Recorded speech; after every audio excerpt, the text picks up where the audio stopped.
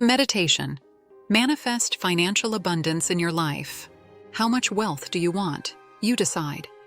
This is exactly how we should view money. As a dear wish fulfiller, not as a necessary evil. It makes a huge difference how we approach certain things and how we view them.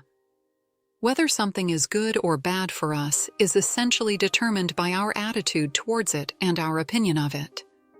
As far as money is concerned, we have an ambivalent relationship with it in our current worldview. We can't do without money, but nobody likes to admit that they have too little, enough, or too much of it. As far as our financial situation is concerned, we don't talk about it. Wealth is shameful, and the pursuit of it is considered either capitalistic or otherwise condemnable. We reject rich people per se without knowing anything about them. It would be much healthier and more useful to follow the example of the ancient Romans. They knew that money doesn't stink. The sooner we start to see it as a friend and not as the Antichrist, the sooner it will find its way to us. How quickly this happens and how much of it you want to get into your wallet and bank account is entirely up to you. However, we have a few helpful tips for you on how to get there. 1. Abundance or scarcity. The decision is up to you. You probably know the image of the glass being half full or half empty. Our understanding of wealth and prosperity is very similar. A bulging bank account can be far too little for some people. For others, an account balance that is just barely in the red is already a satisfactory result. It therefore depends 100% on you, how you assess your starting position. Maybe you are already rich and just don't know it yet. 2. Money is energy, and energy must be allowed to flow. Like everything good in life, and let's just agree here that money is a fine thing, wealth must also enjoy a certain degree of freedom. If you want to sit on your money like a cursed treasure, it will hardly be able to multiply. Allow money to flow into the economy, then it can come back to you. Or reallocate it and, like Scrooge McDuck, enjoy bathing in it. The carefully guarded nest egg under the mattress will never come to life if you lock it up and don't let it breathe. Let the money flow, and more of it will come back to you. 3. Change of perspective, from needing to having. Focus on all your possessions that already belong to you. This includes the money in the bank, in your piggy bank, if you still have any, and of course in your wallet.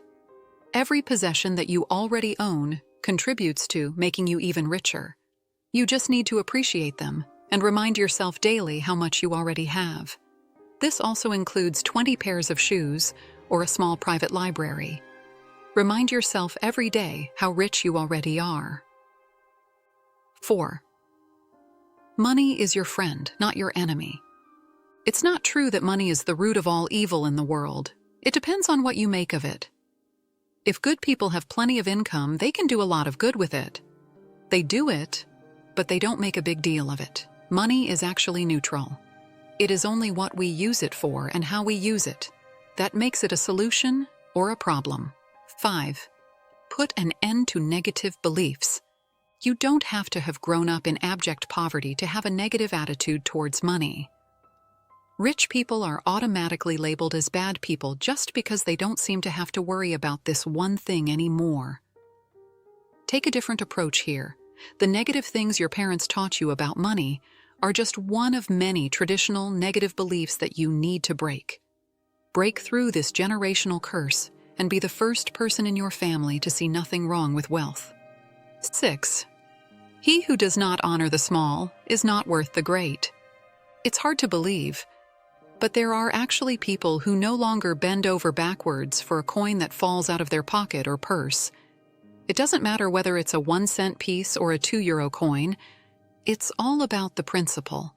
If you already have so much money that you can throw it on the street, you will find it difficult to attract more wealth in the future. Incidentally, the same applies to the careless use of food, foodstuffs, and other consumer goods that also once cost money. Frugality is good, mindfulness is better. 7. Gratitude is the key to any wealth. If you want more, be grateful for what you already have.